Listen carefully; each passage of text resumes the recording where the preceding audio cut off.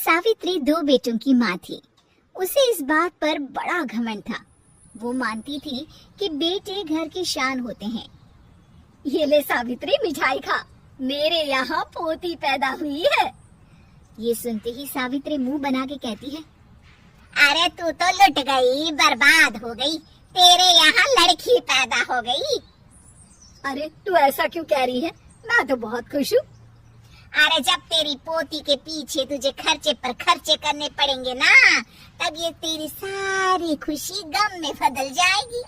पहले लड़की की पढ़ाई लिखाई का खर्चा, फिर उसकी शादी का खर्चा। अरे आजकल की शादियाँ कितनी महंगी हो गई है। गहने बनाओ, लाखों रुपए पानी की तरह बह जाते हैं। लड़कियाँ तो सिर्फ खर्चा करवाने के लिए ही पैदा होती हैं। इस तरह लड़कियों के प्रति अपने विचार व्यक्त करते हुए सावित्री ममता को लंबा चौड़ा भाषण देके चली जाती है। अब तो आप लोग इस कहानी में सावित्री देवी का पात्र अच्छी तरह समझ गए होंगे। कुछ समय बाद सावित्री की बड़ी बहू भी एक लड़की को जन्म देती है। फिर क्या था, सावित्री पूरा आसमान सर पर उठा लेती है। हे भगवान, ये तू मुझसे किस जन्म का बदला ले रहा है? अरे मैं तो मंदिर में रोज आकर तुझसे कहती तो थी कि मुझे एक पोता चाहिए, और तूने मुझे पोती दे दी। इतनी मिठाइयाँ और प्रसाद चढ़ाने का क्या फायदा हुआ? तभी सावित्री की बहू निशा कहती है, क्या माँ जी, आप भी इतनी सी बात पर नाराज हो गई हैं? देखिए तो आपकी पोती कितनी सुंदर है, बिल्कुल आप पर गई है। अरे चुप कर, तुझे 9 महीने इतने महंगे महंगे काजू बादाम फल फ्रूट खिलाने का फायदा क्या हुआ? मेरे तो सारे पैसे बर्बाद हो गए। ये सुन सावित्री का बड़ा बेटा अजय कहता है, माँ तुम सिर्फ नाम के लिए 2020 में रहती हो। असल में तुम्हारा दिमाग सैकड़ों साल पुरानी सोच रखता है। आज के जमाने में लड़का और लड़की में कौन फर्क करता है? मैं तो बहुत खुश हूँ कि भगवान ने मुझे लक्ष्मी के रूप में बेटी दी है। लेकिन सावित्री पर अजय की बातों का कोई असर नहीं होता। नालायक, अपनी पत्नी की ज़बान बोल रहा है। मेरा बड़ा बेटा तो हाथ से गया। लेकिन सावित्री देवी हार मानने वाली नहीं थी। वो पोते की चाह में अपने छोटे बेटे विजय की शादी करवा देती है। कुछ समय बाद आखिरकार वो दिन आ ही जाता है जब सावित्री की छोटी बहू गर्भवती हो जाती है।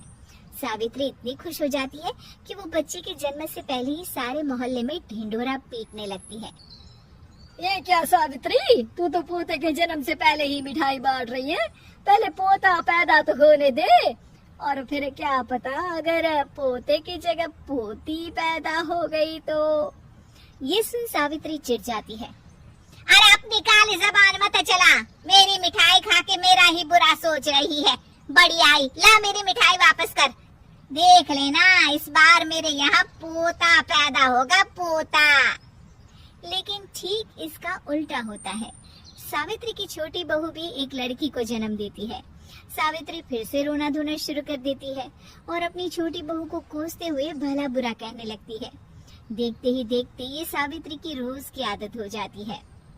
एक दिन उसकी इस आदत से परेशान होकर विजय अपने भाई अजय से कहता है, भैया माँ खुद एक औरत होकर हमारी बेटियों को पसंद नहीं करती, उल्टा उन्हें रोज कोसती रहती है। मुझे माँ की ये आदत बिल्कुल पसंद नहीं आती। अरे तू ठीक कहता है, मैं भी अब माँ से तंग आ गया हूँ। अच्छा, तो अब तुम दोनों इस तरह पीठ पीछे मेरी बुराई भी करने लग गए हो?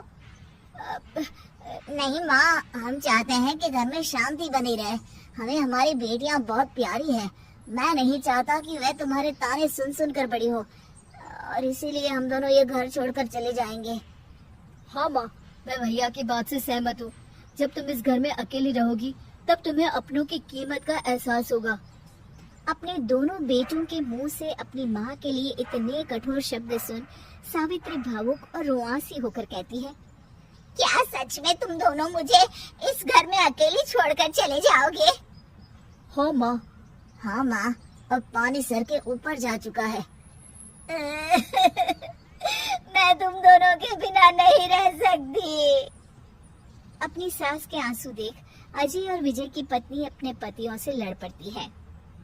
अरे जिसे जाना है वो जाए, मैं माँ जी को छोड़कर कहीं नहीं जाने वाली। भाभी, आप ये क्या कह रही हैं? वही जो तुम सुन रहे हो। दीदी बिल्कुल सही कह रही है। हम बेटियों के संस्कार हमें सिखाते हैं कि सास माँ समान नहीं बल्कि माँ ही होती है और उस माँ की जिंदगी भर सेवा की जाती है। बेटे अपना फर्ज भूल सकते हैं लेकिन बेटियां नहीं। आप दोनों शौक से जा सकते हैं। माँ जी, हम दोनों के रहते आपको किसी बात की फिक्र करने की जरूरत नहीं। फिर क्या था, सावित्री के ऊपर छाए बेटों के घमंड के बादल उसकी बेटी स्वरूप बहुओं के तेज के आगे आंसू के रूप में परिवर्तित होकर सावित्री की आंखों से बहने लगते हैं और वो उन दोनों को गले लगा लेती है।